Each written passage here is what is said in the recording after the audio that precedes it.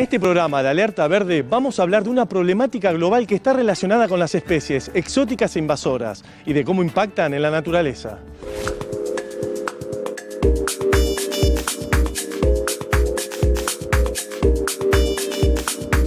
Sergio, ahora vamos a bajar del terraplén. Vamos a bajar del terraplén, vamos a recorrer una zona más baja. Sí. Es una zona que está dominada por una especie, es un pasto, una gramínea. Sí. Solo que es un pasto gigante respecto a las referencias que solemos tener de esas especies. Es lo que la gente conoce como cortadera o cola de zorro.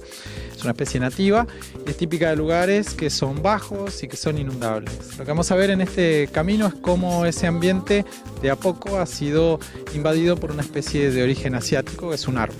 Gustavo, y el mejillón dorado es otra de las especies exóticas invasoras que tenemos en Argentina. El mejillón dorado es una especie exótica, invasora y muy agresiva en Sudamérica, no solamente en Argentina. ¿Cómo llegó acá? Bueno, la llegada original de esa especie es por acción humana. Nunca hubiera llegado desde Asia, esa especie es un árbol, es el ligustro, nunca hubiera podido llegar a nuestra región si no hubiera sido traída, probablemente con fines ornamentales. El tema es que esa especie produce una enorme cantidad de fruta, es una especie oportunista, invierte una cantidad muy grande de energía en producir frutas que son atractivas para los pájaros.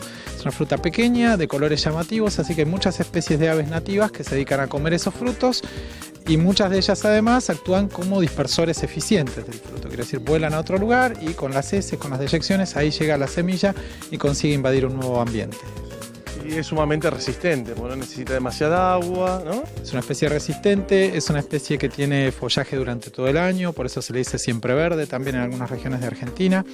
Tiene la capacidad de producir renovales, o sea, su propia descendencia puede crecer en esa sombra, pero la sombra es tan cerrada que la mayoría del resto de las especies no puede crecer debajo. Entonces va haciendo lo que llamamos bosques monoespecíficos. Termina reemplazando una vegetación diversa, se reemplaza por un bosque que está formado solo por ligustro. Vamos a ingresar. Vamos. Es fácil de encontrar en el mar, cubriendo las rocas, por ejemplo, de Mar del Plata, de negro, porque es el ambiente de los mejillones. Sin embargo, este mejillón es la única especie de agua dulce que existe en el mundo y que viene originario del sudeste de Asia y China y viene atravesando el océano por el agua de lastre de las embarcaciones transoceánicas.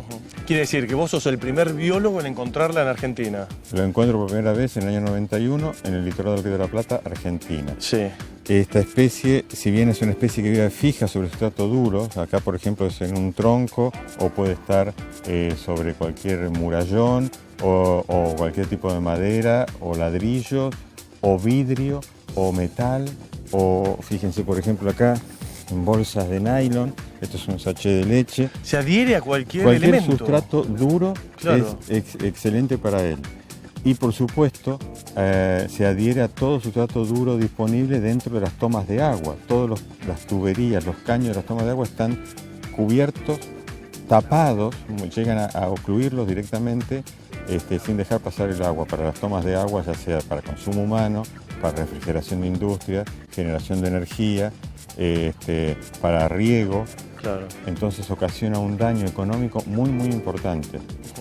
Y es una especie que está llegando a un ambiente en donde nunca había en el agua dulce un organismo que ocupara el nicho ecológico, estaba vacante y lo ocupa el mejillón dorado. Bueno, está lleno de estos ejemplares invasores, ¿no?, en la reserva ecológica. Sí, en este momento estamos circulando por lo que llamamos un cortaderal, ¿no es cierto? Sí. Estas grandes plantas nativas que son las cortaderas, son Sí. originarias en la región pampeana, pero aquí y allá vamos encontrando ejemplares de otras especies como el níspero, como el ligustro, como la ligustrina, como el paraíso, especies de árboles, en todos los casos que nombré, originarias de Asia, hay otras europeas, hay de América del Norte.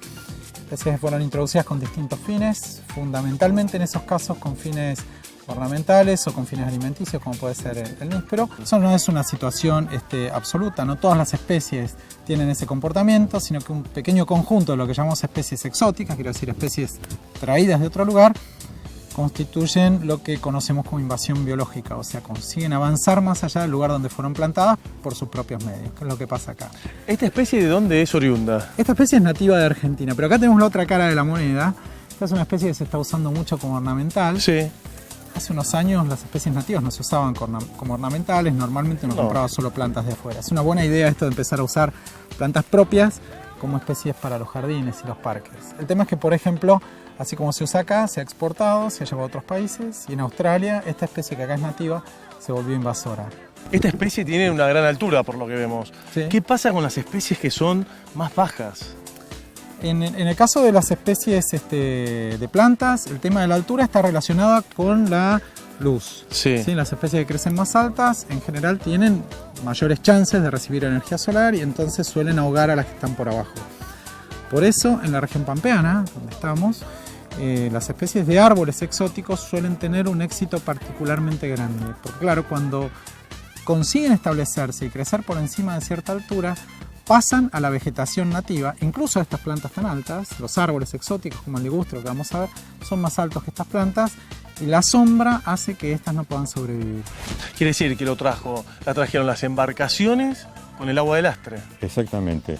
Las larvas que vinieron en el agua de lastre de las embarcaciones llegaron a un ambiente donde fue propicio que se adaptara y se reprodujera y se estableciera ya de forma natural en el ambiente. Ya es nuestro.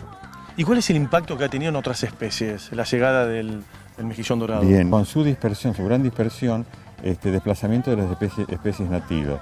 Provoca un desplazamiento de especies, todo lo que esté adherido a un sustrato duro, ya sean crustáceos, de agua dulce, otros moluscos de agua dulce, altera la dieta de los peces, ya lo que come antes el pez ya no lo come más. Sergio, nosotros bajamos del terraplén porque estamos haciendo la nota. La gente cuando viene a la reserva ecológica no tiene que bajar de los terraplenes, ¿no es cierto? Tenemos un permiso especial de la gente de la reserva para poder mostrar esto en primera mano y en el lugar. Esto se lo queremos decir a la gente para que cuando venga no confundirla, ¿no? No queremos confundir a la gente de que esto está bien. Desde luego, Nosotros tenemos un permiso especial para ingresar Exacto. por estos caminos para hacer todo el informe de especies Exacto. invasoras exóticas. Es más, nosotros mismos podemos ser vectores de especies exóticas cuando transitamos los senderos, sin querer, semillas pegadas a la suela de los zapatos, esporas de hongos o lo que fuera. Esa es una de las razones por las cuales la circulación dentro de las áreas protegidas se restringe a los senderos. La gente cuando baja del terraplén, cosa que no está permitida, se puede encontrar con diferentes especies, ¿no? ¿Cómo cuáles? Uno de los motivos por los cuales se espera que la gente se mantenga por los senderos más despejados es que hay algunas especies que pueden ser peligrosas, como por ejemplo una serpiente. Podría ocurrir que uno se topara con una yarará, por ejemplo. Es una especie nativa, no es una especie invasora en absoluto. Este es el territorio de la yarará. Sí. Cuando uno está en un ambiente especie natural, venenosa.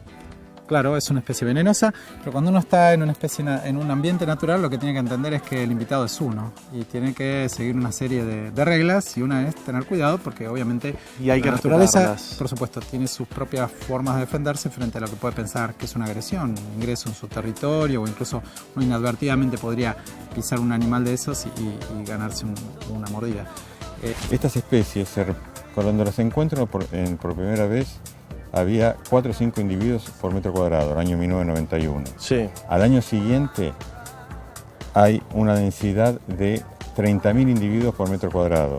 Hay que decir que la capacidad de reproducción y de expansión es enorme. A los 2 años llega a 80.000 individuos por metro cuadrado, llegando a un pico de 150.000 individuos por metro cuadrado en las rocas donde lo encontré por primera vez en el balneario de Bagliardi, Río de la Plata. Esas densidades están filtrando partículas y todo lo que va en el plancton, que antes pasaba por el Río de la Plata y llegaba al mar. Ahora ya no llega más tanta cantidad de sustancias al mar. Eso está provocando un impacto a mediano y largo plazo que todavía no lo conocemos. Claro. Es un constructor de ecosistemas. Le llaman muchas veces ingenieros de ecosistemas de estas especies invasoras. Bueno, acá nos encontramos con la ligustrina. Sí, esta es una especie bastante conocida por su uso en jardinería, es una especie que se usa en cercos, sin embargo nadie la plantó acá. Probablemente haya llegado transportada por algún ave en función de los frutos que produce cantidad de frutos que son atractivos para los pájaros. Imagínate que esta especie tiene un esfuerzo en producción de fruta gigantesco. Cada fruto incluye una recompensa para que las aves lo coman. Esa es la forma de atraer a los dispersores y después conseguir la propagación en un lugar. Sí. Y estas son especies que, convenientemente evaluadas por su potencial biológico, probablemente nunca debieron ser introducidas a una región. Nosotros tenemos otras alternativas de plantas ornamentales. Estas, una vez introducidas, son muy difíciles de frenar porque son dispersadas por las aves, como decía, y entonces uno no tiene mucho control sobre ese vector de dispersión. ¿Cómo se puede controlar esta especie exótica invasora? Se puede controlar y sin mayores impactos desde la toma de agua para dentro de una industria, por ejemplo. Pero en el ambiente natural no se puede controlar. Está avanzando de una manera, avanza contracorriente por la cuenca del Plata a razón de 140 kilómetros por año. Una especie que vive sobre sustrato duro fija. Sí. La lleva el hombre y ella llega, por ejemplo, desde La Plata a Rosario, y en Rosario la embarcación o el medio de transporte que lo llevó lo deja que se liberen gametas, que se formen larvas, y las larvas bajan por el río ocupando los lugares que no había ocupado anteriormente, sí, invadiendo los lugares que no habían invadido anteriormente. Acá tenemos una de las especies muy agresiva porque se adapta mucho a todos los ambientes. Está pasando de un clima templado a un clima subtropical a uno tropical. ¿Por qué digo tropical? Porque subió por el río de la Plata, agarró el Paraná, subió por el Paraná y ya llegó hasta el Paranaíba en San Pablo, Brasil, ciudad industrial sudamericana muy importante que está tapando los caños de ese lugar, de esas industrias. Sí. Impacto en el ambiente natural también muy grande, desplazamiento de especies nativas. Ocupó ya casi toda la cuenca del Plata. Soportan alrededor de una semana sin agua. Por lo tanto, un bote y el casco de un bote lleno de estas limnopernas que va por ruta, lo dejan en el agua, ese bote, y libera gametas. Son sumamente resistentes. Muy resistentes. Qué difícil para controlar esto en el medio ambiente, ¿no? Es muy difícil en el medio ambiente, prácticamente imposible controlar. Sí se puede detener el avance tan vertiginoso que está teniendo si hay medidas adecuadas de control de embarcaciones que estén limpias, que los pescadores nos lleven agua de un lugar invadido con limnoperna, con larvas que no se ven porque son microscópicas, claro, y vuelquen ese líquido en otro lugar, en otro ambiente sin ser invadido.